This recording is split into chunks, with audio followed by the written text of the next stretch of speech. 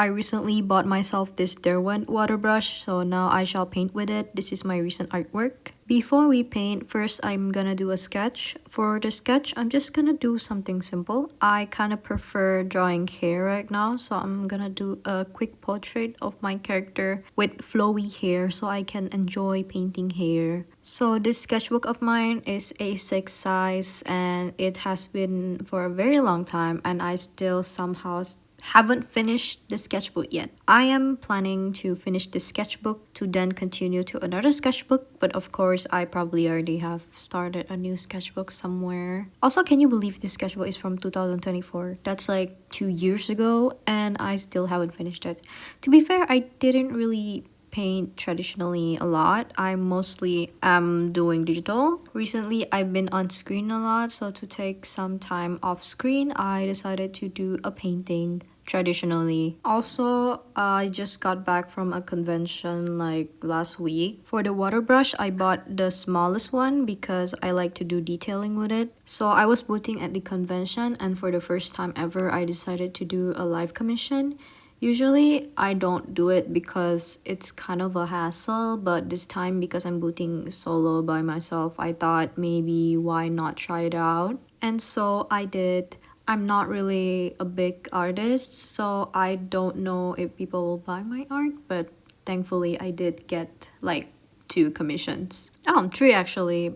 One of my friend bought it. Thank you. I appreciate you, my friend. It was my first time ever and it's so fun. I have lots of spare time anyway in the booth while guarding the booth, so I managed to draw and also sometimes interact with customers, and it's incredibly such a fun experience. And I think just from that experience alone, I am getting a bit more motivated to paint traditionally, so that's why I decided to do so. And also the fact that I got a new brush that is extremely nice to use makes me even more motivated. Because I'm traveling for the convention, I try to limit the art supply that I brought because I don't really have a lot of luggage storage left anyway. For painting while traveling, I really like to use a water brush because it has a water source on the pen itself, so I don't have to bring another separate one, and it's really convenient and very portable.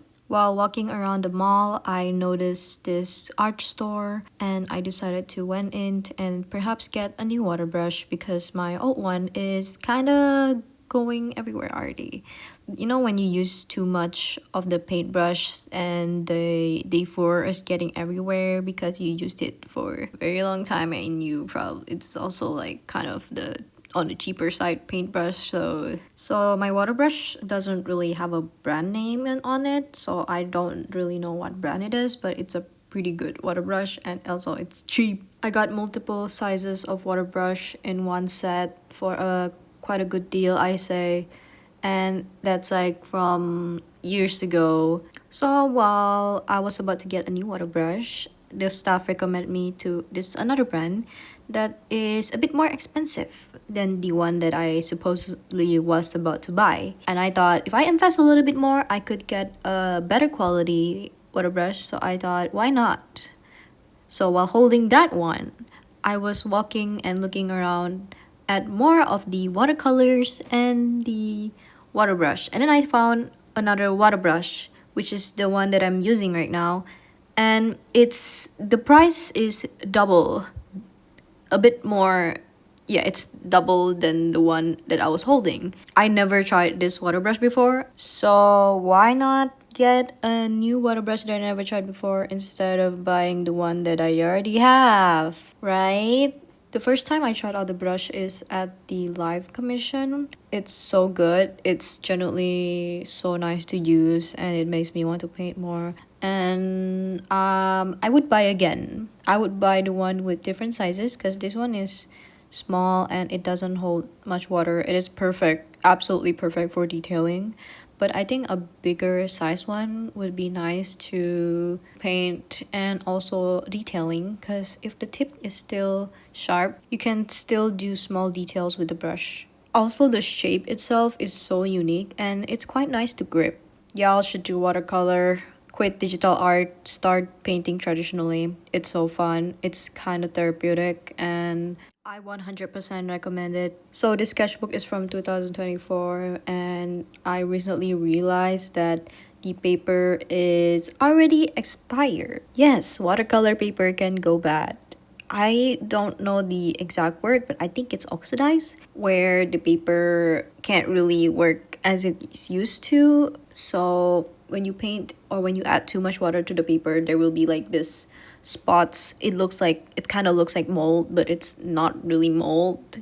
So that is what happening to this paper when I add too much water on the paper, which is supposedly to be it should be fine because it's watercolor paper, but it's not because the paper has gone bad already. I decided to just paint it anyway because my goal is to finish this sketchbook no matter what. The paper has gone bad, I'll still paint with it anyway. If, for example, watercolor doesn't work on it anymore, I'll just use acrylic markers. So I have 6 paper left, which means times 2 because I want every sides to be full colored artwork. So that I have 12 more artwork to do.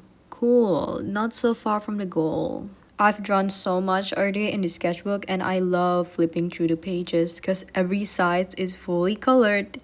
And whenever I see those sketchbook tour where every pages is fully colored, it's incredibly beautiful and I want to do it for the sketchbook. I have another new sketchbook unopened waiting for me to open it because I have too much sketchbook that I haven't filled up yet. So there's that. Also, because of this small size, I really like to bring it while traveling.